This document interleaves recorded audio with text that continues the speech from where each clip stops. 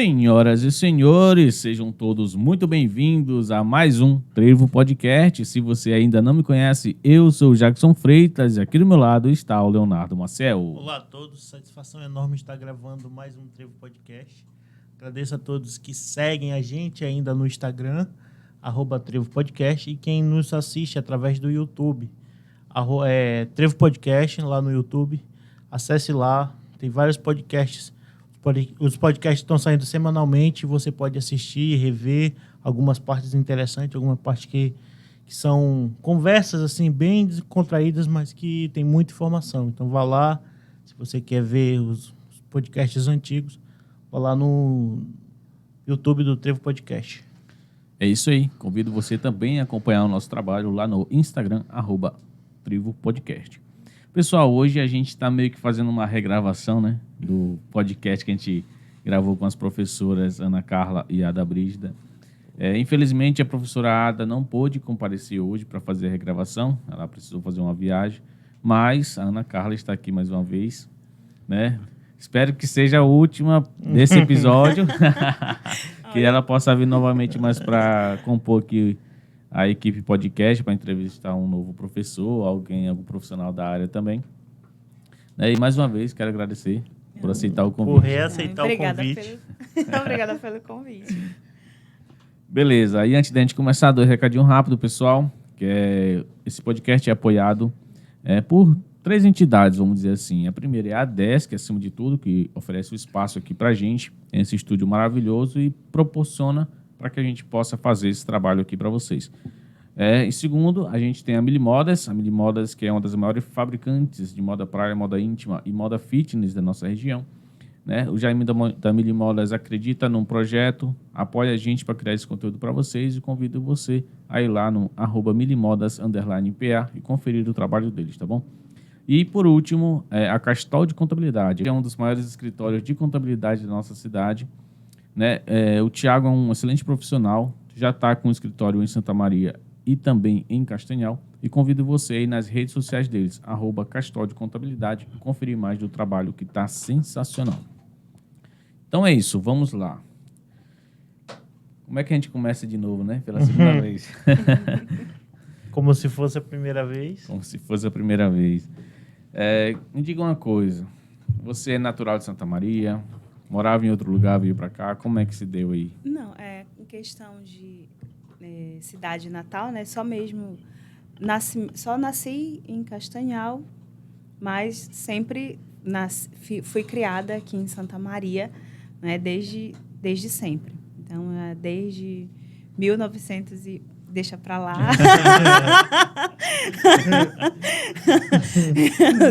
De Santa Maria. Mais de Santa Maria é impossível. Tanto que só mesmo saí daqui para fazer faculdade, que eu fiz a Universidade de Letras pela Universidade do Estado do Pará, na cidade de Igarapé-Açu. Campus 10. Né? Campus 10. Mas também voltei para cá e eu sempre fiz questão de que, se possível, trabalhar aqui, morar aqui, voltar, né? Voltar para cá para ficar mesmo na cidade, próximo da família, principalmente a minha mãe. E ficar em Santa Maria, trabalhar na escola que eu estudei, que a minha mãe trabalhou, e que hoje eu estou lá, né, também trabalhando. E sempre essa questão mesmo de próximo de casa, de conhecer as pessoas. Acaba que em Santa Maria todo mundo, de alguma forma, se conhece, né? Pelo menos de vista. É verdade. Né? Às vezes a gente não tem nem sobrenome, tu é filha do fulano, né? Filha do ciclano, tem dessas coisas, né? E eu sou muito feliz em ter o meu trabalho como professora no Severiano e poder ter essa oportunidade de continuar vivendo onde eu cresci. Legal. Falando assim de infância, o que é que você lembra dessa cidade? Como era na sua época de infância? O que mudou? O que mais você sente falta da época assim, que tinha na nossa cidade? Nossa, mudou bastante, principalmente a rua que eu morava, né? Que era ali aquele campo do Olaria, ali aquele campo aberto. Sim. Aí tinha mesmo aquela questão de movimentação para dentro do campo, né? Sempre. O campo tem sempre crianças brincando, tem sempre, né, jogos, e não era asfaltado, era questão mesmo de areia. E uma rua que, apesar de ser bem ali no centro, né? E cresceu muito aquele bairro novo, né? Hoje ali para trás. Tá muito, muito diferente aquela área ali, principalmente que eu cresci. Eu vejo bastante desenvolvimento assim nessa área. Positivo, né? Comércio também. Legal. E qual foi o colégio que você estudou aqui em Santa Maria? Eu fiz, né, a parte do ensino infantil Nossa Senhora Auxiliadora, né, e depois no Severiano, né, na época da 5ª série, né, até o ensino médio, até o terceiro do médio do Severiano. Legal. Tu estudou onde, Léo? Fui lá no João Gabriel, mas eu acho que a nossa história, assim, da Ana e a minha é um pouco semelhante, porque a gente é natural daqui e tal, e a gente foi para Igarapé-Açu. Hoje, Igarapé-Açu, o campus é em outro lugar, mas, assim, é uma coisa interessante, né, de pensar que como assim, certas pessoas têm uma trajetória muito parecida. Eu não vim de uma família... Assim, minha família não tem tantos professores, mas, assim, eu sempre quis trabalhar na área e tal. E aquilo meio que motivou. E Igarapé-Açu foi um lugar, assim, que eu acho que a Ana tem muitas histórias de lá, né? Porque, tipo, é uma cidade muito, muito legal de se morar. Também é uma boa cidade. Né? E... O que eu vejo aqui em Santa Maria é que muita gente sai para ir fazer faculdade na cidade de São Miguel, na cidade de Belém, né, e tem Castanhal. Igarapé-Açu, vocês dois, né, fizeram faculdade lá. Vocês sentem assim que é ter uma vida diferente do que se vocês fossem para Belém da vida, por exemplo? Com Demais. certeza. É uma cidade mais parecida com Santa Maria? Sim, é uma cidade bem parecida com Santa Maria, na rotina, né? Mesmo na estrutura. E Belém, né, não tem como, né? A capital, e tem toda aquela questão, eu digo que Belém, claro, é ótimo que tenha muitas coisas, tem muitas opções, tem questão de hospitais, educação e cursos e As etc. ferramentas mais Sim, importantes, né? mas eu não trocaria, porque eu não tenho muita paciência com aquela movimentação intensa, aquela questão dos ônibus, aquela questão do trânsito. Tem coisas que eu realmente, se eu puder evitar, eu faço. E, Ana, tem uma coisa também de Igarapé-Açu que é a proximidade de casa, né?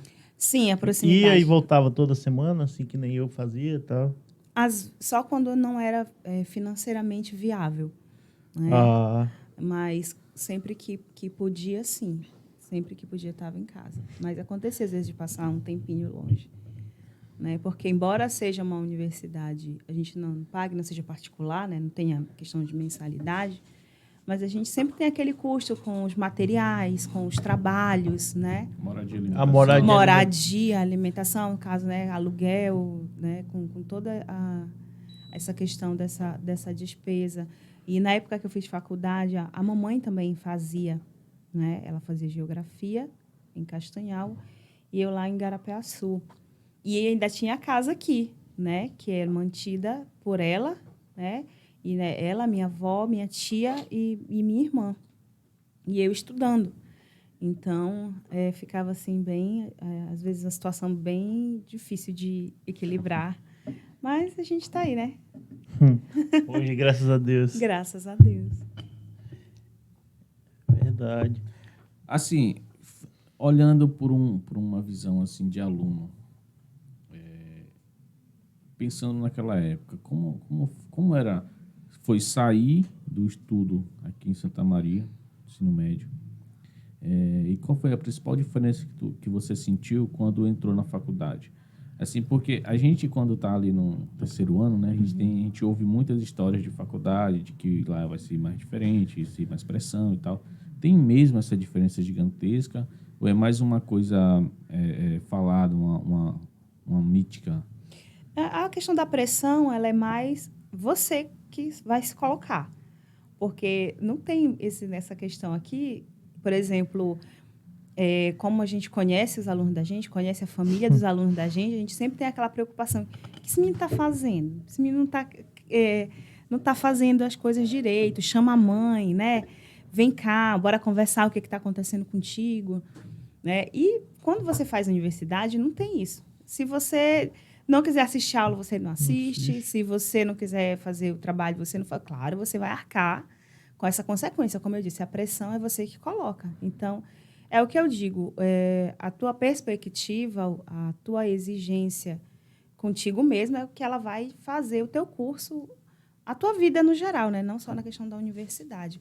A tua programação. Porque também, se você resolver que você vai por um outro lado que está aí aberto, tão fácil, né? Você vai se perder.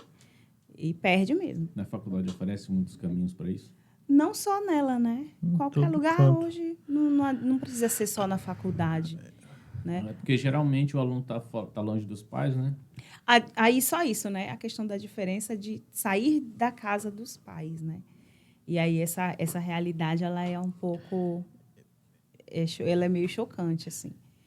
Para quem já tem um hábito, como eu tinha, né, de as coisas de casa, né, de saber fazer, então dá para se virar. Eu acredito que para quem não tem ainda assim, essa postura mesmo de independência, de realizar as tarefas, saber fazer tarefas domésticas, a questão mesmo de alimentação, de organização, eu acredito que fica bem pesado. Essa parte aí foi bem complicada. 7 porradas eu consegui. Você tinha quantos anos quando foi fazer a faculdade? 17. 17. Eu acho que com 17 anos eu não fazia quase nada em casa. Eu acho que é mais fácil para o público feminino lidar com isso do que o masculino, geralmente, né? Depende, porque hoje também essa questão de que as mulheres precisam saber fazer essas tarefas de afazeres domésticos, ela já está bem... bem mudada. Por exemplo, tem muitas meninas que você pode conversar que não tem nenhum tipo de interesse por esse tipo de afazer, mas na né? sua época ainda tinha, né? 2004. Na verdade, era mais pela questão da educação mesmo que a gente tinha, porque eu sou criada em matriarcado, não em patriarcado. Né? Por exemplo, a minha avó ficou viúva muito cedo e criou os filhos sozinha, né? Assim, por ela mesma, criou todos. E, por último, a minha mãe é mais nova, só elas duas, né? Quando vieram morar aqui em Santa Maria. E aí a minha mãe, aqui em Santa Maria, conheceu meu pai, casou. Ele também não viveu, né, no casamento. E aí a minha casa sempre foi uma casa de mulheres. Minha avó, minha mãe, minha tia, minha irmã e eu. Então todo mundo se virava. Nós temos, assim, bem essa postura de que nós nos viramos. E Ana, mudando um pouquinho de assunto, o que fez você escolher a área de letras? Não ver matemática. E principalmente, a área da educação foi muito por influência da professora Zuzu, a tua mãe? Olha, sim, porque eu lembro que eu estudava, fazia ensino infantil no Nossa Senhora Auxiliadora, né? Mas aí o dia mais feliz da minha vida era quando a mamãe levava a gente para o trabalho dela, né? Quando ela levava para lá. Só que essa convivência com escola, a questão de aula particular, essa questão de aula para crianças menores, eu acho que eu faço isso desde os 11 anos, 12 anos, né? E eu sempre tive mais esse jeito mesmo de ter facilidade de explicar as coisas, de compreender, de explicar as coisas para as outras pessoas. Então, eu sempre fui mesmo a questão de brincar, nunca foi correr, pular, nunca foi muito a minha área. Eu sempre fui mais a questão de leitura, de assistir televisão. Então, eu acho que acaba que cada um ele já nasce com um jeitinho, né, para umas determinadas coisas. Igual nós, né? E no início, eu pensava em fazer direito. Né? Eu pensava na área de direito. E aí eu disse, mas o curso de direito é um curso caro, minha família não tem como arcar com isso. E então eu vou fazer um outro curso para que eu consiga sustentar, né, financeiramente o curso de direito. Não contava que seria amor à primeira aula do curso de letras. E depois eu tive a oportunidade de fazer trabalhos para a área do direito. E eu não quis mais ali para mim. Não era para mim. Eu realmente me encontrei no curso de letras e no meu trabalho como professora. E, apesar das dificuldades, eu realmente não me vejo fazendo outra coisa. E, Ana, uma coisa muito interessante que você citou em off para mim, e eu sei que é uma realidade porque eu vivi lá em Garapiaçu, é a questão do... Você falou que dava aula já desde novinha e tal, tinha esse dom de ensinar, já parece que foi pré-moldado, né, para você ser professora. Mas você também participou, a sua, como é que eu posso dizer?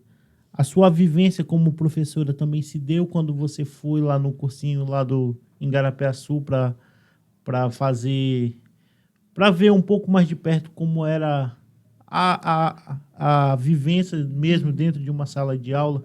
É porque a questão da a graduação, seja ela em que instituição for, ela não te prepara. Realmente.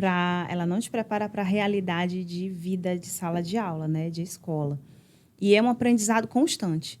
Mas, sim, ninguém aprende mais a trabalhar do que com um cursinho, porque você tem que lidar com um público gigante, né, bem variado. Né? Ali você já tira muitas coisas. Mas eu digo que, quando a gente começa, a gente está completamente cru. Né? Por mais conhecimento que você tenha, acadêmico, por mais que você só tenha nota boa no teu histórico, mas tu não está preparado para a tua realidade de sala de aula, assim, de vida, principalmente dentro de uma escola. Uhum. E quando eu comecei a trabalhar, né, pelo Estado, eu trabalhei na Francisco Nunes, né, por um tempo eu trabalhei no Magalhães Barata e no Severiano. Hoje eu estou só no Severiano. Mas eu digo que, de coração, assim, eu tenho um amor muito grande ali pela Francisco Nunes. Trabalhei bastante tempo lá. E ali, com os professores de lá, né, com a coordenadora pedagógica de lá, que também foi diretora Ana Rosa, e com uma coordenadora pedagógica, que é a Dilza Rodrigues, e com os professores de lá, a professora Maria da Guia, Eliana, eu humanizei muito o conhecimento e o meu trabalho. Né? E isso é muito necessário para o professor hoje. Não dá para você... Você tem, sim, que se esforçar pela questão do seu lado profissional, pelo lado do seu conhecimento, mas hoje o professor ele tem que estar muito nessa questão de conhecer e respeitar o aluno, a história de vida dele, né? Os limites de cada um, saber reconhecer alguns sinais, alguns problemas. Está aí a nossa realidade, né? Com essas questões de tanta violência nas escolas, né? Então, o professor, hoje, ele tem que ter um olhar bem mais amplo, bem diferente. A educação mudou muito de quando eu comecei e para como está agora. E eu também, como profissional, eu vejo assim que foi necessário, assim, foram necessárias várias adaptações nesse período de tempo. Já vão para 12 anos, né? E, Ana, tem uma coisa que eu, refletindo aqui, ouvindo você falar, que é a questão da violência na escola. Uhum. Acho que antigamente, os professores em si não se tinha tanto medo dessa violência exacerbada que está acontecendo nas escolas, né? Não, a E gente hoje tinha medo em dos dia... professores. A gente tinha medo dos professores, a gente tinha medo dos pais. Mas, assim, como professora, a mudança, né, como os alunos, essa forma de pensamento dos alunos vem mudando, hoje já se tem mais medo, né, do que pode acontecer, né? E é muito importante. Eu vi, por exemplo, uma nota do Severiano falando sobre um pouco mais de presença de segurança dentro Sim. da escola, e isso é importante, né, porque a carga de estresse do professor já é imensa, né, de estar lá todos os dias, tal, ensinando, e agora mais com esse peso a mais em cima de vocês. Não, mas em relação às medidas de segurança na escola, o governo do estado, a escola mesmo em si, né, a polícia, eu achei assim o Severiano muito eficiente na questão de tomada de decisões, né, assim, foi feita logo uma reunião com os pais para informar sobre as coisas que mudariam, com determinados tipos de roupa, determinadas situações para entrar na escola, agora com a identidade, né? Então, medidas de segurança, né, que têm que ser aprovadas, né, pelos pais, né, e que são repassadas para os nossos alunos. Eu achei assim uma postura que eu me sinto, até o momento eu me sinto assim bem em segurança, realmente, dentro da escola Bem que eu num trabalho. tempo bem hábil, né? Num tempo hábil, sim. Porque mal começou as notícias, eu lembro que eu já vi uma nota do Severiano a respeito da Polícia Militar. Foi. E logo na próxima semana eu já vi a respeito da questão de entrar só com identidade e algumas medidas que são tomadas. Sim, e aí nós tivemos 2 dias de curso, né, com a cultura de paz, né, nas escolas, feita pelo governo do estado, né, pelo AvaCefó. E depois nós tivemos também reunião na escola, que inclusive contamos com um psicólogo do CRAS, né, a coordenação pedagógica, a direção, e foram faladas sobre essas medidas de segurança. Realmente é uma boa forma de lidar com a situação. Vocês chegou a dar tempo de você sentir alguma apreensão a respeito disso, vendo esses montes de notícia, ou o fato do colégio ter se adiantado já inibiu essa parte? Olha, por mim, né, eu não posso falar por todos, assim, mas eu me sinto tranquila em relação ao trabalho ali na escola. Em nenhum momento eu me senti ameaçada ou apreensiva, não. A gente já chegou a ter algum tipo de situação parecida assim lá aqui em Santa Maria? Lembra não, né? Eu acredito que não, cara. Acho que nunca teve, assim. Eu lembro que quando eu estava dando aula, estava substituindo a professora Shirley pela primeira vez, aconteceu aquele fato lá na escola em São Paulo, né? Eu cheguei na sala dos professores e vi aquelas notícias lá. E eu fiquei extremamente assustado, assim, porque, tipo... E os alunos também... Olha só, eu tive que ir à sala dos professores, ver as notícias. Os alunos com o celular na mão já estavam lá dentro da sala em polvorosa. Ai, meu Deus do céu, que não sei o quê. Aí, não, calma que não vai acontecer nada. Para tranquilizar, né? Assim, a gente... Para não criar mais pânico. O professor, antes de tudo, por mais apreensivo que ele esteja, ele não pode deixar essa situação passar aos alunos. Né? Para não criar essa questão do pânico generalizado. E principalmente que a gente sabe que muitas coisas, infelizmente, a gente tem que lidar com a questão das fake news. Né? Essa questão de escuta qualquer coisa, sai repassando, repassa de qualquer jeito, né? E muitas vezes o aluno quer apontar o dedo para o professor e dizer que ele está errado porque ele viu na internet. E você já teve situação assim dentro da sala de aula em relação ao seu assunto específico, não a outros? Não, até agora assim que eu me recorde, não.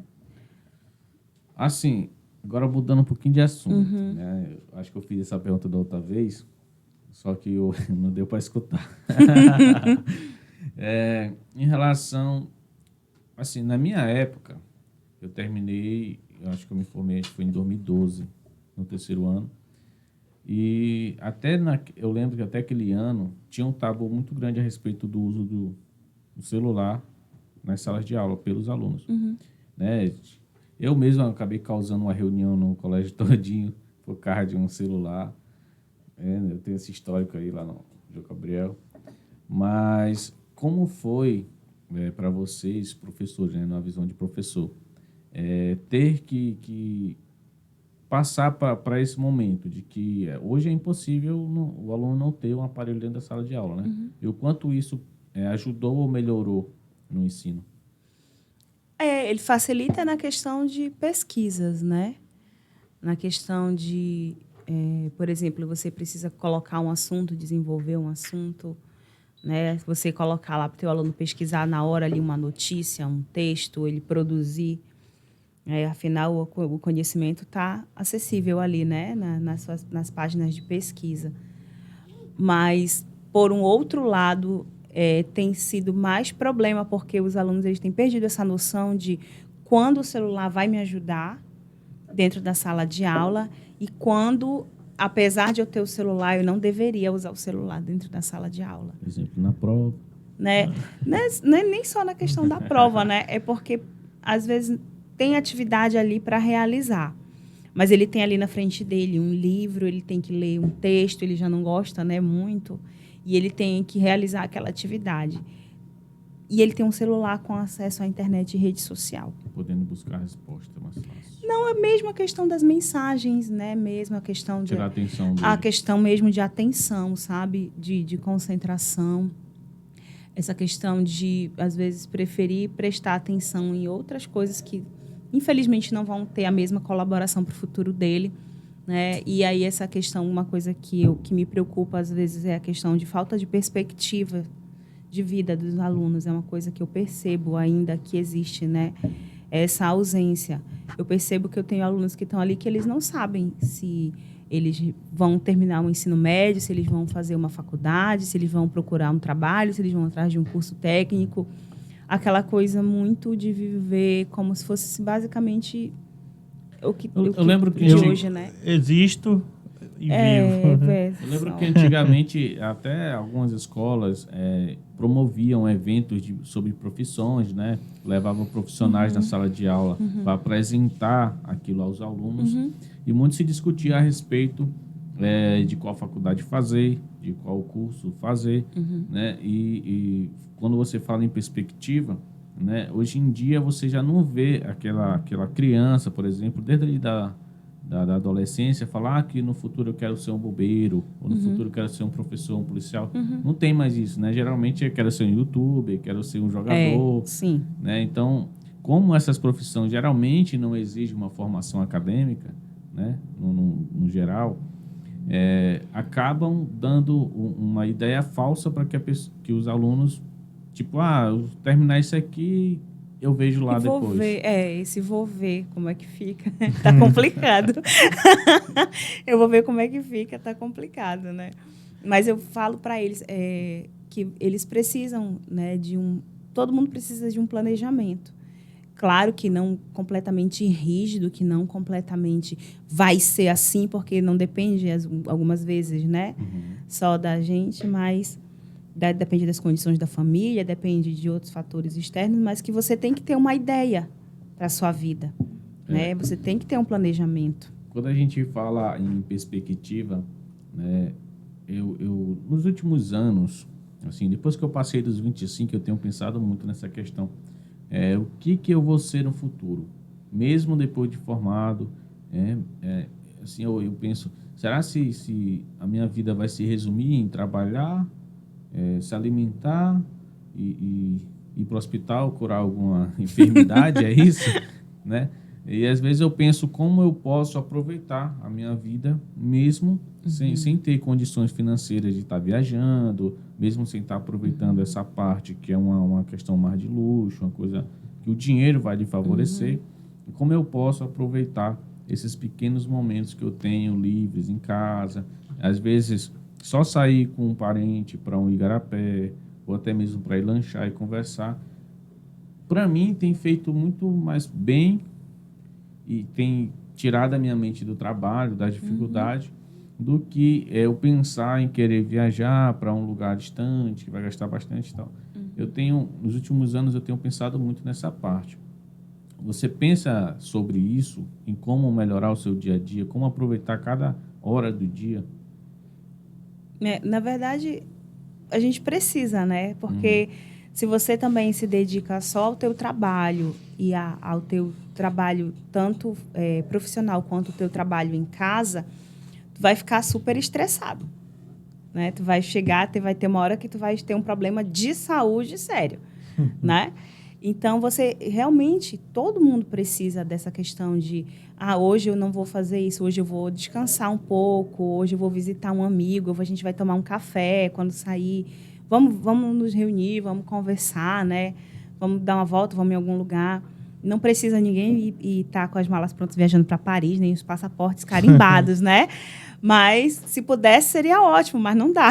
Então, vamos por aqui mesmo. Nossa cidade já tem tanto lugarzinho bonito para a gente sentar, tomar um café, né? Conversar. E vale mais a amizade, vale mais... a gente precisa mesmo de estar cercado de boas pessoas que te acrescentem, né? Que te tragam coisas boas, né? E aí tem toda essa questão mesmo dos amigos que você tem, da sua família, né? Eu acho que vai muito além da questão financeira.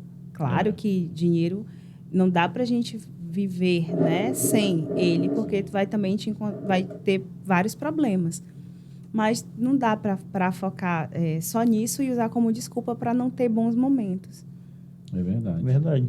Ó, o Léo e o João, a gente é amigo desde a infância, né?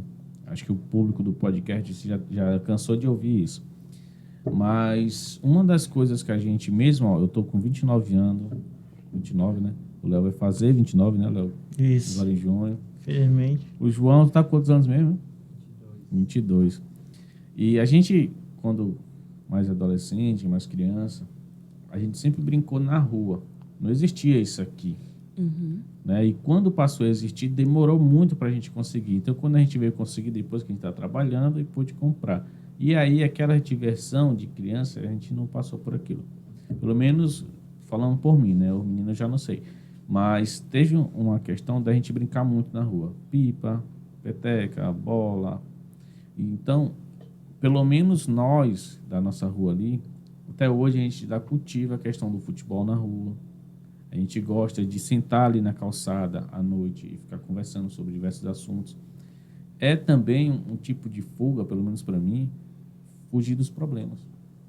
E uma das coisas que eu mais gosto de fazer é estar nesse momento, com essa galera das antigas. Ontem mesmo, né, se o Mikael estiver assistindo, eu encontrei com ele lá na esquina, fiquei conversando e tal. Cara, aquilo me lembrou a nossa infância. A gente ficava nas esquinas até umas 8, 9 da noite, que não podia passar disso. Mas, que tu ria, Léo, é verdade. E isso tem ajudado bastante.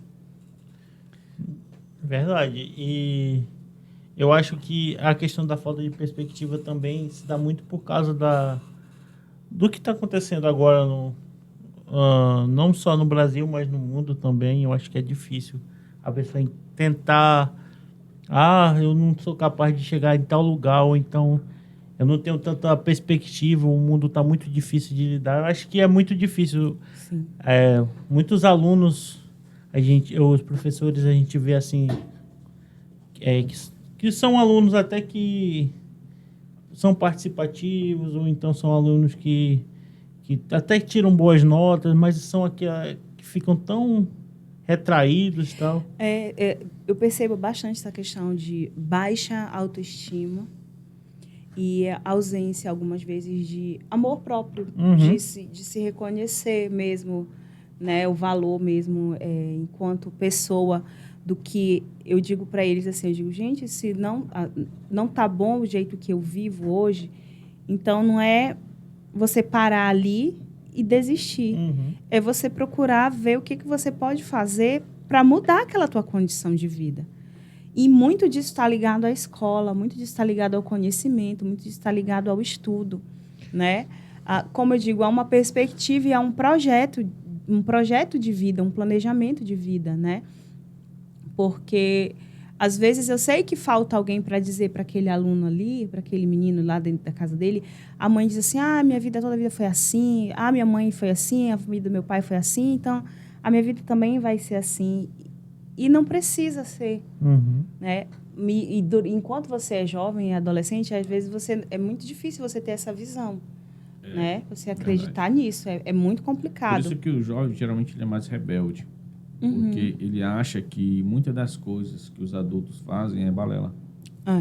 E, às vezes, é só a salvação. Né? Mas é porque, às vezes, é difícil escutar o que não é do teu agrado, o que vai te exigir. Mas é o que eu falo. Eu digo assim, eu percebo também uma questão, o imediatismo. Os meninos hoje, eles são muito... até por essa questão de tecnologia, velocidade de informação, né? Excessos, né?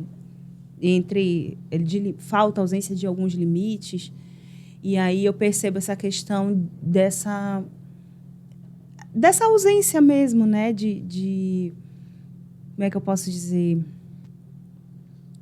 Dessa ausência de acreditar, né? De realmente se ver como ser o único capaz de mudar a realidade dele, né? E que ele precisa mudar a forma como ele se vê, como ele vê o outro, né? E também essa questão da ausência mesmo, eu não estou nem falando de religião, né? Uhum. Mas a questão mesmo de espiritualidade, né? De empatia, de fé, de crença, de crer em alguma coisa. Eu vejo, às vezes, assim, alguns jovens muito desacreditados, assim, e principalmente com essa questão hoje de depressão, de ansiedade. Eu acho que, além de professor ser um educador, né? Uma pessoa que está ali para lecionar, passar conteúdos, né? Dar uma fonte de conhecimento para um jovem, também é um psicólogo, né? Um amigo que está ali para chegar, fulano, Sei como é, eu sei como é. tu tá bem, fulano, tem muito disso, né? Tem Também que ter uma percepção, né? do professor ser... E a boa vontade também do professor. Igual aquelas que a gente teve com o Léo mais cedo aqui, né? Tem quieto demais. Tem que perceber. A gente tem que ter aquela percepção do teu aluno que, às vezes, ele fala demais, do teu aluno que fala de menos, do teu aluno que, de repente, era de um jeito e está de outro. O que é que está acontecendo, né? Então, a gente tem que ter esse cuidado. Infelizmente, às vezes, a gente não tem o tempo que a gente gostaria, a gente não tem a estrutura, né? Porque mesmo essa questão a gente não pode exercer uma função de psicólogo porque a gente também não tem a formação, né? Psicólogo Mas a questão de que a gente procura, de certa forma, um aconselhamento, isso. né? Uma ajuda. Foi nesse sentido. E acaba que a gente também... E caso a gente veja a necessidade de um psicólogo, encaminhar, né? Realmente. Sim. Também. Que agora é uma besteira. Pelo contrário. Pelo contrário. Eu digo que uma vez uma pessoa fazia uma consulta com o psicólogo, ela disse que eu não vou dar dinheiro só para ele ficar me ouvindo. Mas porque até para você ouvir, você tem que saber. Você tem que saber ouvir, você tem que saber falar, né? Saber o que falar, né? E a questão de uma terapia, uma consulta psicológica, todo mundo precisa. Quem puder fazer, faça. É enriquecedor para você, né? Eu acredito assim que é como tranquilamente você ir em qualquer médico, né? Se você está com algum problema, você sente alguma febre, sente algum problema no teu corpo, tu não vai procurar um médico, você não sabe resolver. Então, às vezes, os problemas da tua cabeça, tu também sabe quais são, mas você também não sabe resolver, né? E um psicólogo, ele tem essa formação e é muito, muito, muito importante. Cara, assim, essa parte tá... O pessoal diz que a doença do século, né? É a questão da depressão. Uhum. E você hoje, se você parar para analisar, se uma pessoa tiver essa percepção em ela perceber o tipo de emoção que ela sente em cada dificuldade, ela pode detectar aí até mesmo um princípio de depressão. Eu sou muito atento a essa coisa em mim mesmo. Uhum. Eu lembro que quando eu era mais novo, alguns anos atrás, eu era uma pessoa bem mais fria, bem mais bruta, vamos dizer assim. Hoje eu sou totalmente mais sentimental. E aí, às vezes eu fico parando e pensando, por que eu estou preocupado com uma besteira que para mim era uma besteira, né? E que hoje é uma coisa que está me preocupando, né? Então, isso me remete a uma situação de que eu preciso também de um acompanhamento psicológico. Por quê? Aí você vai olhar o histórico. Antes você não tinha responsabilidades no trabalho, por exemplo. E aí, quando você se depara com a vida adulta, né? A gente vê muito memes disso. Né? Quando eu for adulto, eu vou ser isso e aquilo. Aí, quando chega lá... Tudo que você quer voltar a ser criança, eu quero a minha mãe. É isso mesmo.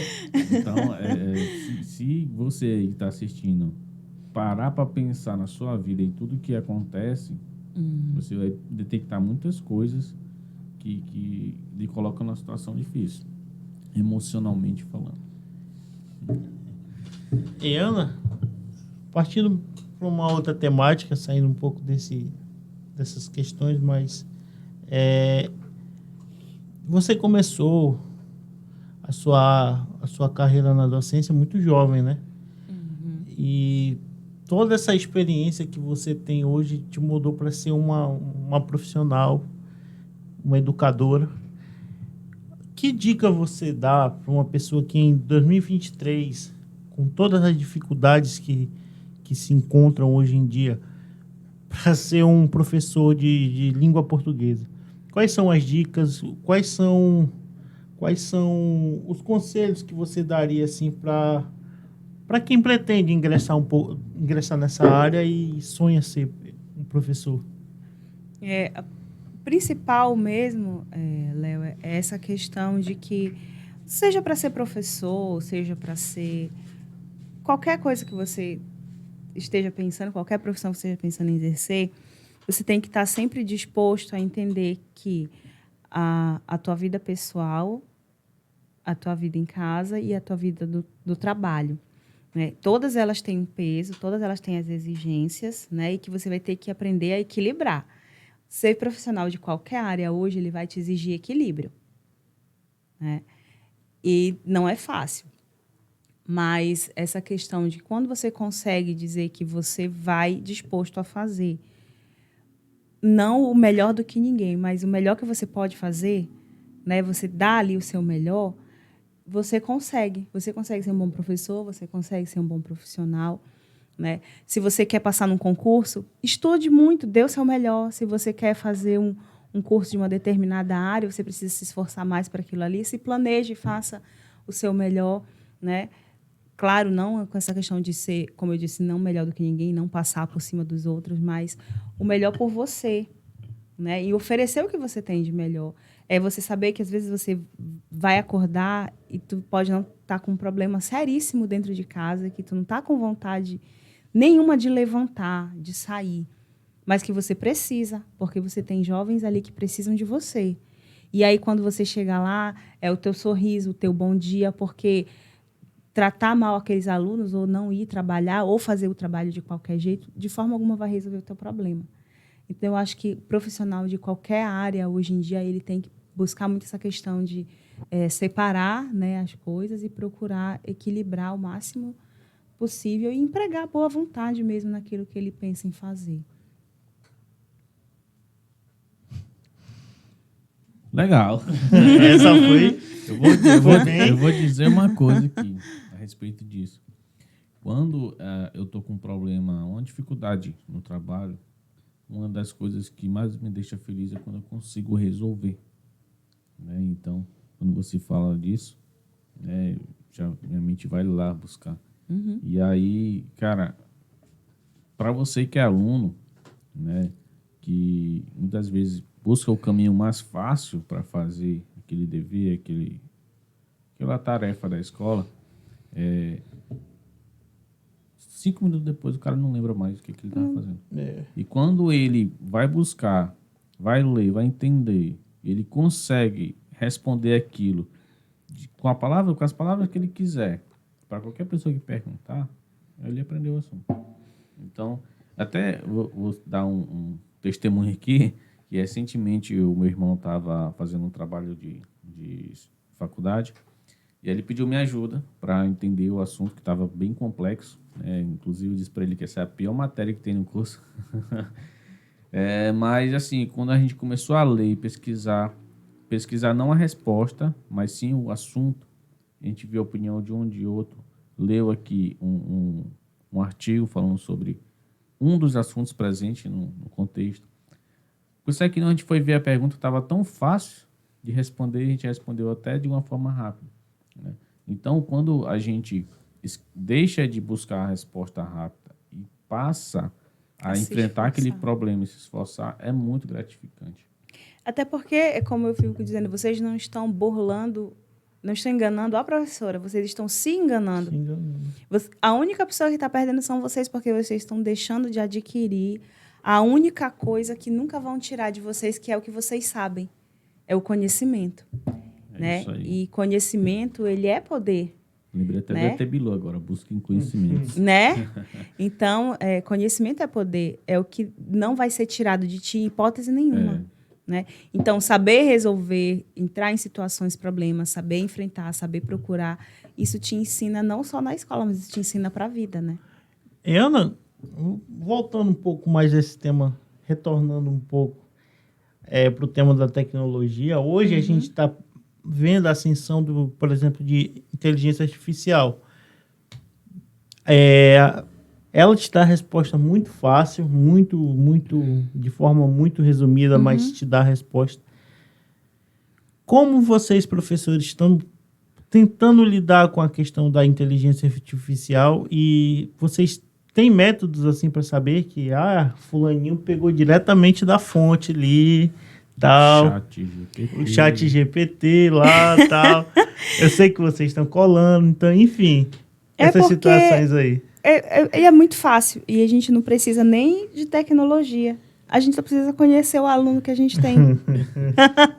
Olha, esse assunto veio no outro podcast. Na minha cabeça, nós já tínhamos falado disso hoje, tá vendo? Isso é o mal de fazer errado o podcast. Viu? Eu vi um vídeo hoje a respeito da questão da educação, que como os Uber detecta que uma pessoa tem ou não escolaridade, que ela é uma possível... pode ser um possível assalto, aquela situação, pela a forma de escrever da pessoa. Geralmente, eles aceitam aqui, aí mandam mensagem para a pessoa. Dependendo da forma com que a pessoa escreva, eles já sabem que tipo de pessoa é, só pelo saber ou não escrever. Pois é. E é o que eu vivo dizendo, as pessoas não querem dar o devido valor na leitura, compreensão, interpretação e escrita, né? Que não existe, a pessoa, uma escrita, ela tem intenções, ela tem objetivos, ela tem finalidade. Então, quando você está atento, que você sabe ler, interpretar e compreender texto, está aberto a esse tipo de situação aí, né? De compreender realmente as intenções do teu interlocutor, porque tu já vai saber fazer essa leitura. Interpretação textual. E tem outra... Tá vendo? Tem é a solução. É a solução. Tem outra coisa também que eu acho muito interessante, Ana, e eu queria te perguntar, assim, porque assim, os vestibulares, eles têm sido muito exigentes em relação a... Tem mudado várias coisas, né, durante os anos. Para um aluno que está ali querendo ingressar numa UFPA, uma universidade, quais são os pilares que ela deve seguir e quais são, assim, um direcionamento que você daria para que ela produza uma boa redação, por exemplo, para passar no vestibular? O principal, Léo, é a questão mesmo do planejamento e da dedicação. Eu acho que quando ele tem determinação, que é aquilo ali que ele vai fazer, é para aquilo ali que ele vai estudar, é aquilo ali que ele quer passar, é aquilo ali que ele vai fazer, então ele vai empregar o esforço e o tempo dele da forma adequada, né, para isso. Mas, principalmente, hoje, o pilar dos vestibulares é a leitura, a compreensão e a interpretação de informações, dos mais variados textos, inclusive nas outras disciplinas, além de língua portuguesa, né? Esse assunto que o Léo tocou, eu achei interessante, que eu me lembrei de uma coisa. O que mais a gente vê na internet é métodos. 10 passos para você fazer a redação nota 1000 do Enem. E aí, mais uma questão do imediatismo. Não passar pelo processo, pegar o método que vai te dar a resposta pronta ali. Existe mesmo isso? Você conhece algum método que realmente ajuda os alunos a ter um melhor desempenho nesse assunto, nesse aspecto, ou mais uma questão de esforço de estudo? E Jackson, fora ler, ter informações e conhecimento e praticar a escrita, né, e praticar mesmo o gênero textual. Eu não conheço nenhum outro método assim infalível para isso, não. A pessoa... Quem vive na internet procurando entender alguma coisa, geralmente se depara com esses vídeos, né? 7 formas de fazer tal coisa. Pois é, mas 7 formas de fazer isso aí, tal coisa, mas a pessoa ela vai ter que ter informações e uma formação básica. Porque ele pode te dar até 2 dicas infalíveis para te fazer a redação nota 1000. Só que tu não conheces o assunto, tu não conhece a estrutura do texto, tu não sabe o que é exigido de ti, tu não sabe desenvolver um tema, tu não sabe argumentar. ele pode te dar a Isso dica aí. de milhões e tu não vai conseguir fazer Tá vendo? Comprar um curso online. sem estar disposto a se esforçar, vai ficar difícil. Não vai. Viu? Ó, comprar um curso de guitarra e não pegar a guitarra e estudar, a mesma coisa, viu? Essa parte vai ser cortada. Não, vai ficar. Vai ser cortado, isso aí. Deixa eu filmar ele aqui. Enfim. Tinha outro tema também que eu queria abordar contigo, que foi em relação... Pandemia. Não, a pandemia também. Já voltando um pouco para esse tema da internet. Internet não, perdão. Da tecnologia ajudar vocês.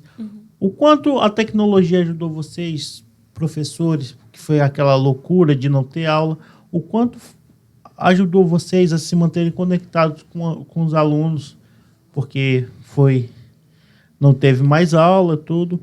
E como foi para vocês ter que se adequar a esse sistema que é tão ainda meio difícil para os professores? Eu sei porque eu já ouvi muita gente falar sobre isso. Olha, Léo, assim, a questão de que era a opção para se manter conectado com o aluno da gente, realmente era a opção que nós tínhamos, né? Só que aí é engraçado que eu sorri, porque eu me lembro assim que às vezes as pessoas têm que ter noção também de horário de contato. Eu me lembrei de algumas coisas. Acontece. Gente, eu estava prestes a ter uma aula de o que é horário de atendimento. Não, mas assim, em relação à questão de passar as atividades, receber, né, a ter o contato com o aluno, a possibilidade do teu aluno tirar dúvidas contigo, né, te esclarecer sem o contato físico, que não era possível, né, na época. Nesse ponto, sim, colaborou bastante. O que eu cheguei a ver, né, nessa questão da pandemia aí, alguns casos que o professor sabe mais que o aluno na questão tecnológica. Alguns E aí, teve muitos professores com muita dificuldade de poder dar aula pelo digital, né?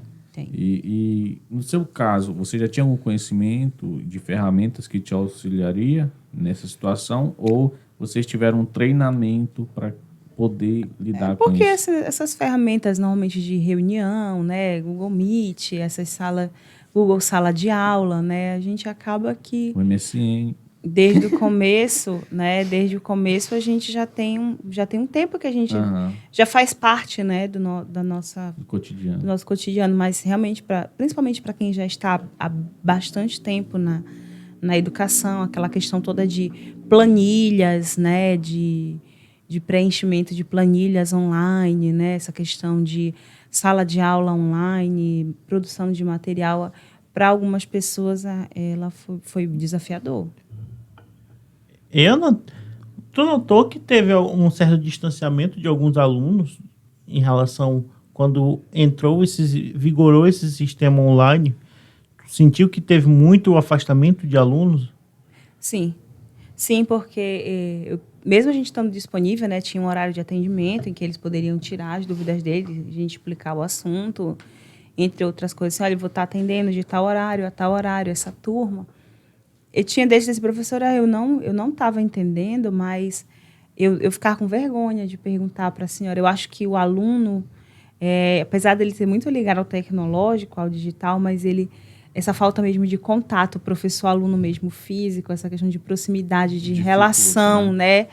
De vivência, de convivência, a gente é só um rosto, né? Na tela. É a questão mesmo de que a tecnologia, se a gente não tiver cuidado, ela desumaniza, né? Então, né? Ela quantifica, ela afasta em algumas coisas. Porque é fácil ela dizer que ela te aproxima quando tu fala com um parente, com uma pessoa conhecida, um familiar, um amigo com quem tu tem familiaridade, tu tem sentimentos, tu tem convivência, né? Mas em algumas coisas, quando tu não tem proximidade, eu nem conheço a professora, ela não foi minha professora. Se eu perguntar isso aqui, será que ela vai achar que eu não tenho capacidade, ou vai pensar o que de mim, né? Então, nesse ponto aí, sim, ela acaba que... Eu percebo que os alunos, eles precisam, né, muito dessa questão dessa convivência com o professor. Alguns têm essa dificuldade, outros já são vai além do limite, né? Uhum. Você percebeu, assim, naquele momento em que os alunos não poderiam sair de casa para ir para a escola e necessitaria passar por um processo de tecnologia para chegar ao conteúdo, se percebeu uma diferença na classe social entre os alunos? Mas, com certeza.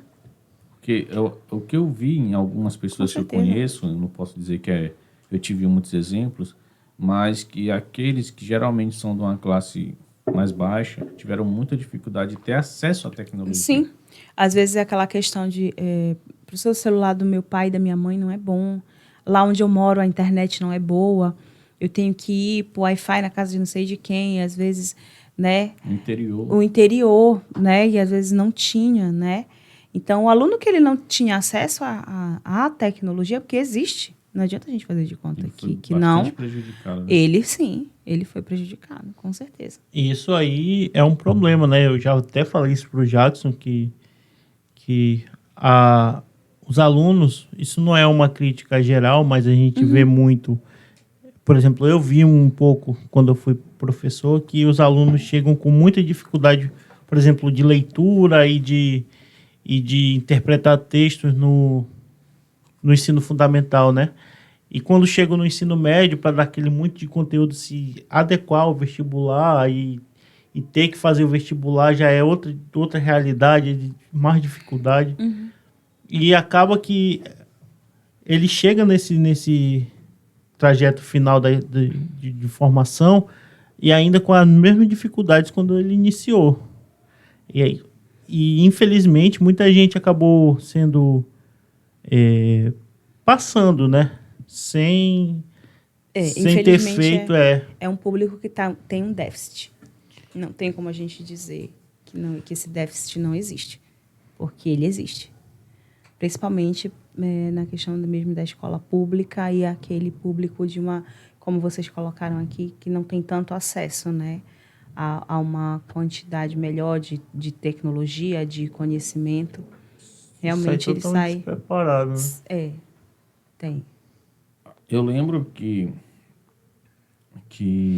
a gente já viu o exemplo de professores, eu tenho um exemplo de professores que eles se esforçam muito para criar atividades ou alguma dinâmica para fazer com que os alunos se entreguem mais ao conteúdo, busquem mais o conteúdo. Já tem outros professores que simplesmente é isso que eu tenho que dar, toma.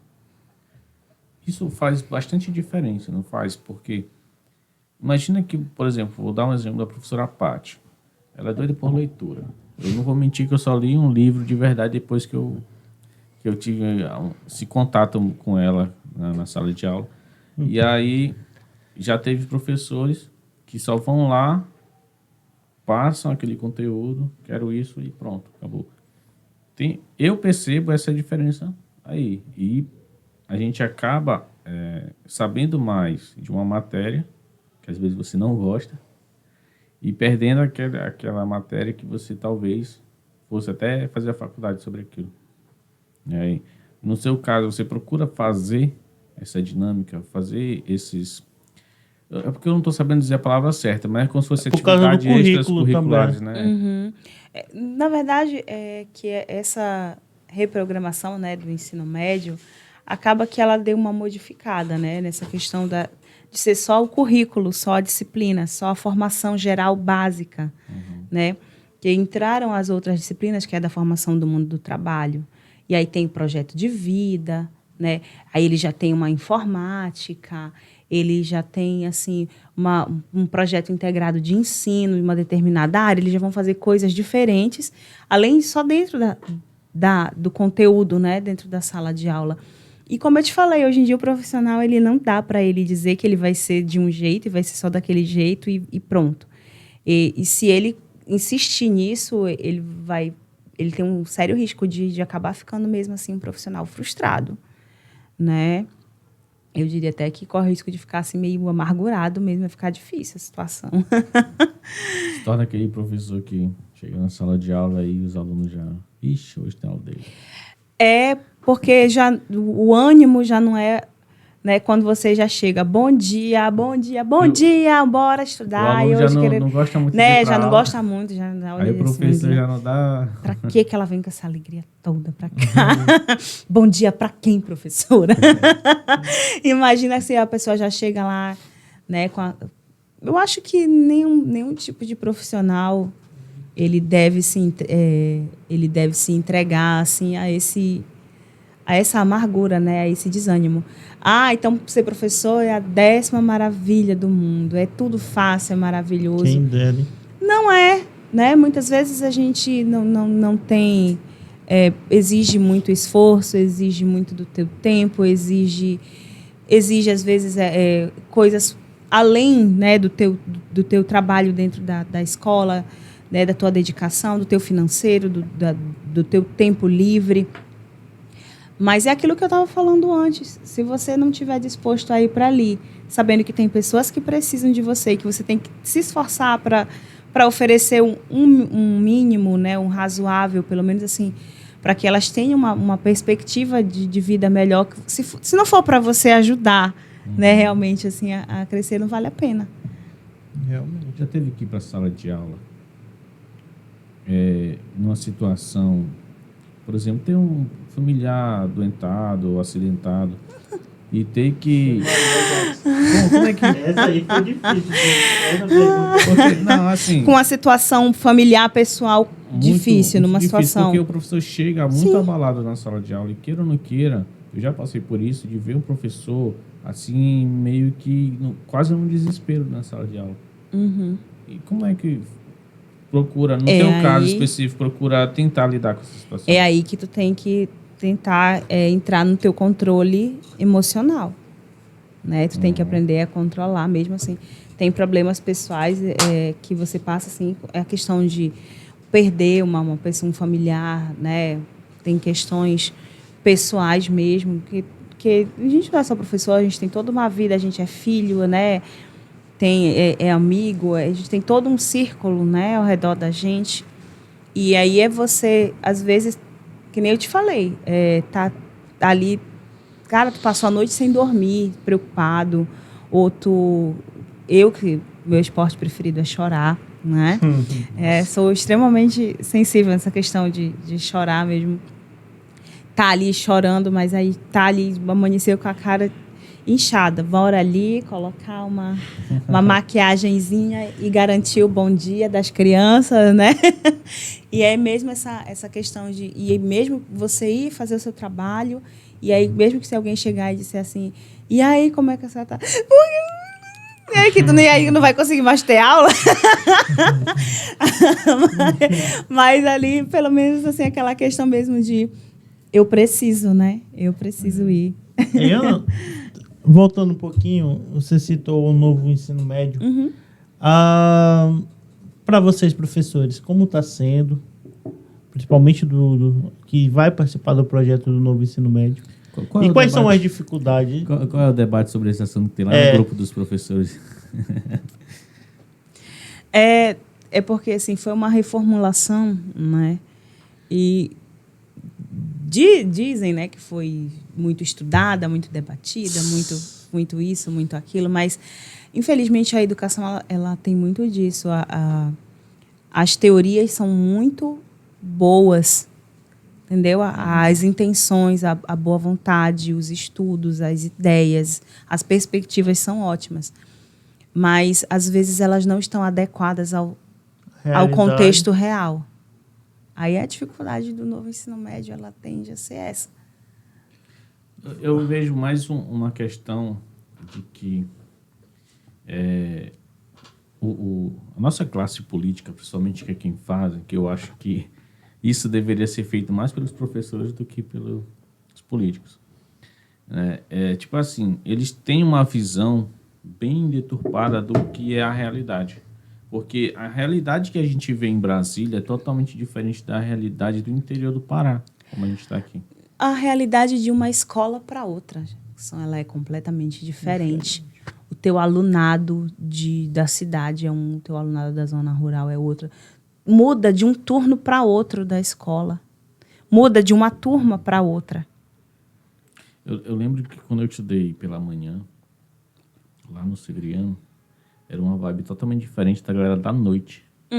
Que eu já cheguei a ter atividades à noite no colégio, e chegar lá e ver que não tem aquela bagunça, é mais um pessoal mais sério, uma coisa assim. Geralmente são mais adultos, né? As pessoas realmente mudam pensando por isso. É muito louco.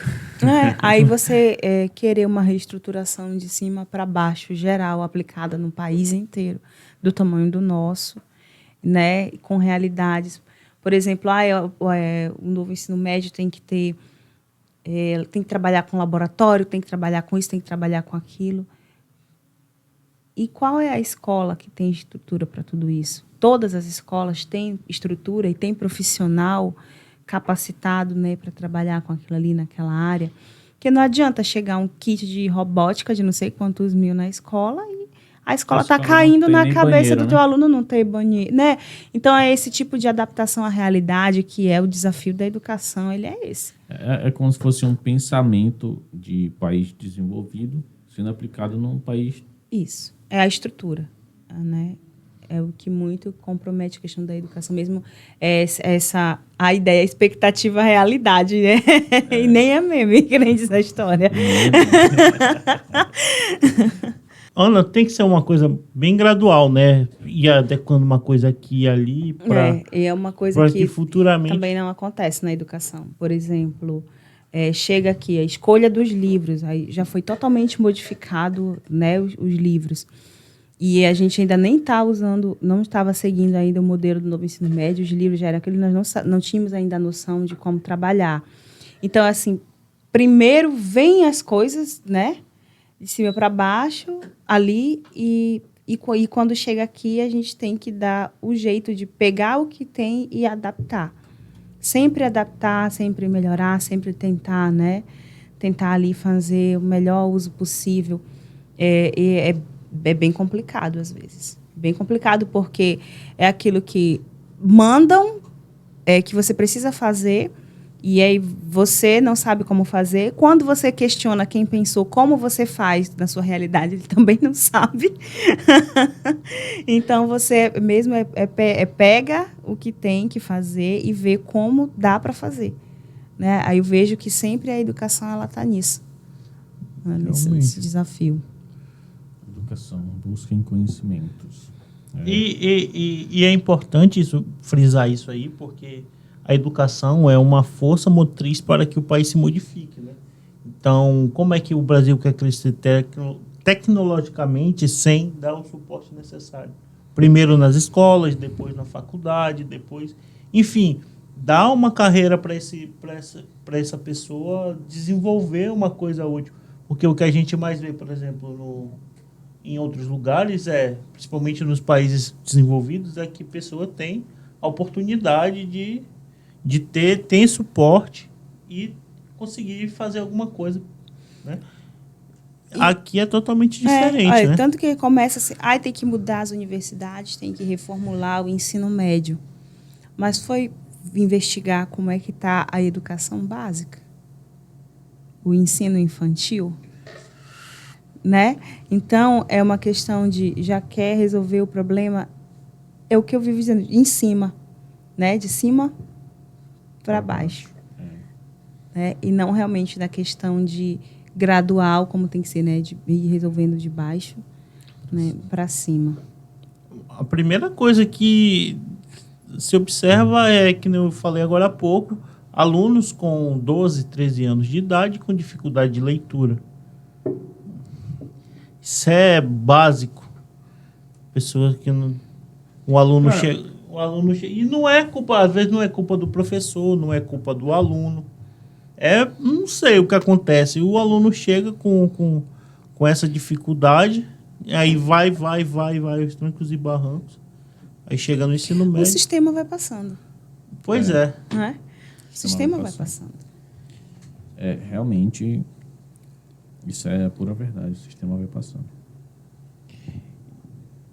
E tem outras questões também, como alunos especiais, e outras questões. E tudo isso... Na sua turma tem algum aluno especial ou eles geralmente são alocados para uma turma específica? Não existe mais não tem mais essa especificidade, né, de separar. Não, os alunos, eles frequentam as turmas normalmente. Por exemplo, a questão do autismo. Você tem aluno que tem aspecto autismo? Autista. Assim, às vezes a gente percebe alguns sinais, né, Não nos é só alunos, sinais não que são diagnosticados, mas assim, a questão né? diagnosticada é mais complicada. Às vezes tem uma resistência, ainda tem alguma certa Mas resistência. eu digo assim, você tem algum aluno que é diagnosticado autista? Não, né? Tá. E é complicado. Por exemplo, eu já cheguei a ver, mesmo com a coordenação fazendo um esforço monumental para ajudar aquele aluno, às vezes é difícil, porque fica uma sobrecarga muito grande, né? São muitos casos e cada caso é um caso. A gente avalia de uma forma diferente, a gente ensina de uma forma diferente, sim. Imagina o professor dentro de uma sala de aula junto com a coordenação pedagógica para ajudar aquele aluno. É uma carga bem... Aí parte daquele negócio, né? A boa vontade do professor E assim, também a questão da escola mesmo, né? Uhum. De quando também a coordenação pedagógica, a gestão é importante, né? Procurar o atendimento especializado, os órgãos, né, que estão ali também para... Então, quando a escola ela também tem esse acesso, né, quando ele tem essa visão também de procurar colaborar com o professor, a coordenação, a gestão, as coisas funcionam bem melhores. Legal, antes da gente finalizar, eu vou trazer aquelas perguntas que a gente trouxe também da outra vez, né? Que Deu problema, deu bronca. o podcast falhou nessa parte. Acontece. O professor Paulo Ricardo, ele perguntou na época, ele fez a seguinte pergunta. Peraí. A sua visão, como um psicólogo descreveria a profissão de professor? Eu até brinquei, né? Eu disse que psicólogo é professor, arruma logo alguém para internar, né? Passa um remedinho, paga logo a terapia. Bora fazer um combo, terapia. Essas conversas que rolam no grupo dos professores. Vou fazer o combo logo da terapia para a turma. Psicólogo, olha ali, é psicólogo, quanto é a consulta, né? Professor já tem, já vamos, bora ver. Ele vai atender quando, quantas pessoas, né? Mas, assim, tirando a brincadeira, né, mesmo, é uma que psicologicamente é desafiador, né, a profissão de professor.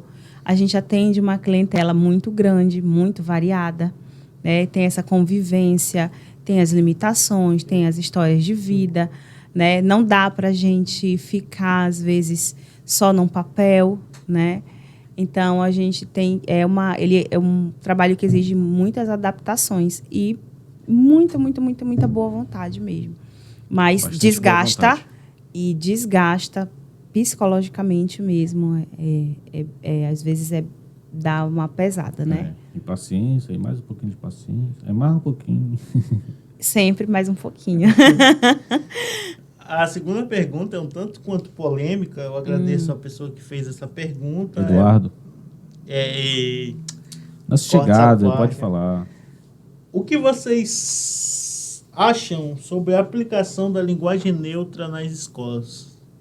É porque a questão da linguagem neutra, ela fica complicada de chegar na escola, porque a linguagem neutra, ela vai contra as regras da origem da língua. Né?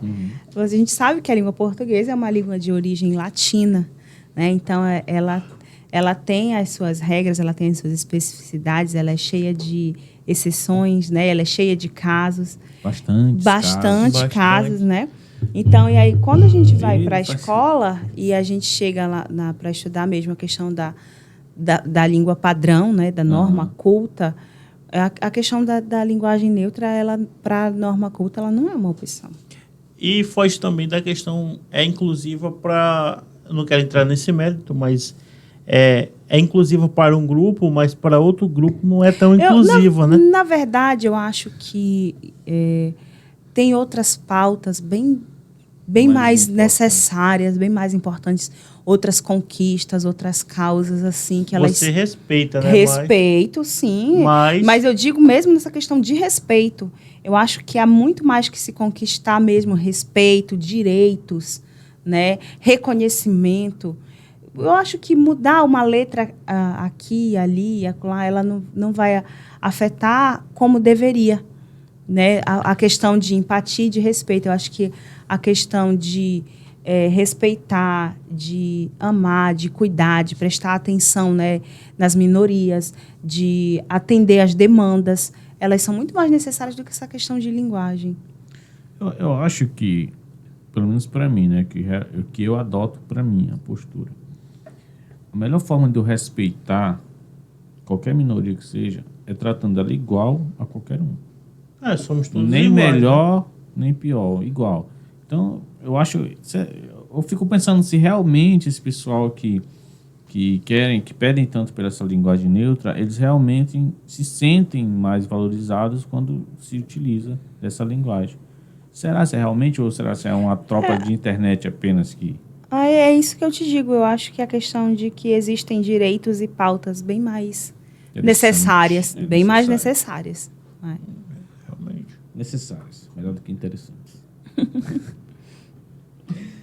Pois bem, temos quantos minutos aí, João? 1h20. Nossa. Não, a gente já tem mais até chegar de noite. Brincadeira. Mas, mais uma vez, muito obrigado. Valeu, Ana, por ter se disponibilizado. Eu queria que você contasse, antes da gente encerrar, sobre aquele questão do projeto de podcast. Ah, sim. Que você, da última vez, falou, né? E como que você enxerga nesse formato uma forma de passar a educação para os alunos? Porque a questão do projeto integrado, né, da área de linguagem, nós escolhemos o podcast, né? Eu achei interessante, pensava que era bem mais complicado, bem mais difícil. A questão de falta de conhecimento, pelo menos né? não o trevo, né? Eu achei assim interessantíssimo, porque uma das propostas é que o jovem ele seja protagonista, né? Então, qual é a ideia do projeto integrado? É que eles desenvolvam o conteúdo, né? Eles procurem, então eles vão ter que pesquisar, eles vão ter que desenvolver, eles vão ter que saber o que é adequado, o que não é adequado, né? E aí aprender a produzir, né? A fazer, né? E aí, de repente, vai que a gente descobre aí um talento, né? Tem aquele aluno que às vezes tu diz assim, meu Deus, mas fala tanto, né, na aula, meu Deus. Você sabe dá um lá, né? YouTube. Sabe lá se isso não vai virar... Vai que esse menino ficar rico, lembra de mim. Né? Então, assim, é uma forma de desenvolver talentos e habilidades, né? E conhecimento, sim. Uma vez que eles têm, né, que pensar, né, no que precisa fazer, como fazer, o que é adequado, que conteúdo, sobre o que a gente dá para falar, né? Limites, né, das discussões. Eu acho bem interessante. Se eu não me engano, as meninas que eu gravei um podcast para elas, coisa de faculdade, eu acho que era letras. Um dos trabalhos que ia compor o semestre delas era a produção de um podcast que eles gravaram com o diretor lá do Severiano, esqueci o nome dele, como é? Odaí, inclusive, convidado para vir aqui. Se você quiser participar também do dia, esteja convidado, porque conhece a realidade do colégio mais do que a gente, né? E, assim, elas, dentro da faculdade, já têm essa visão. Então, quando a gente pensa, quando eu vejo você falando nessa possibilidade de colocar dentro da sala de aula, é no ensino médio ou ensino fundamental? Médio. Ensino médio. Segundo, eu tenho turmas de segundo ano. Pois você já, queira ou não queira, já coloca para o ensino médio uma coisa de faculdade, que estão aplicando na faculdade, né? Pelo menos é o caso das meninas, que eu... Desculpe, mas não lembro mais o nome delas. Mas eu fiquei no lugar do João, por exemplo, e elas fizeram a gravação super nervosas. Tentei tranquilizar, mas assim que começou o podcast, a mais quieta, eu me surpreendi com ela. Ela simplesmente começou e parecia... Se botasse ela no lugar da gente, ficaria um podcast bem melhor do que nós. Mas é legal, como você falou, de repente tem um aluno que ele é o mais quieto ou o mais bagunceiro, e bota um projeto desse, ele se identifica. O potencial, né? A gente tem muda aluno. totalmente. Tem aluno que não se desenvolve bem na área de linguagens, não se dá bem com cálculo, não se dá bem, não se destaca na área de leitura, mas vai olhar o caderno dele. Tem desenhos impecáveis, quer dizer, já tem um aluno que dá perfeitamente para as áreas das artes ou dos designers. Conheço um da minha época que hoje é mecânico. Ele chegou a fazer acho que era um brasão do Magalhães para os jogos. Parecia um profissional. Então. Se perdeu. Né? Então, é essa questão mesmo de protagonismo juvenil, né? De essa questão de empreendedorismo. Hoje em dia, né, que está tão em alta, até né? O próprio político, né? Você descobre pessoas que têm aptidão para política, com um pensamento bom. Sim. Um jovem dentro da sala de aula. Legal. Bora produzir esses podcasts. Trabalhamos potencialidades, né? É isso aí. A gente até se disponibilizou, né, para ajudar em algum... Sim. Estamos à disposição. Só a minha turminha, a minha turma começar a se organizar, o Jackson vai lá pro lugar do João. Eu vou trazer os meninos aqui, vou ficar só ali da porta. Não foi. E realmente, ó, até o João, por exemplo, que ele não aparece aqui, se ele não estivesse aqui, a dificuldade que seria para poder gravar. Por exemplo, eu não vou me sentar. Se eu me sentar ali no lugar do João, vai ter podcast? Não vai ter podcast.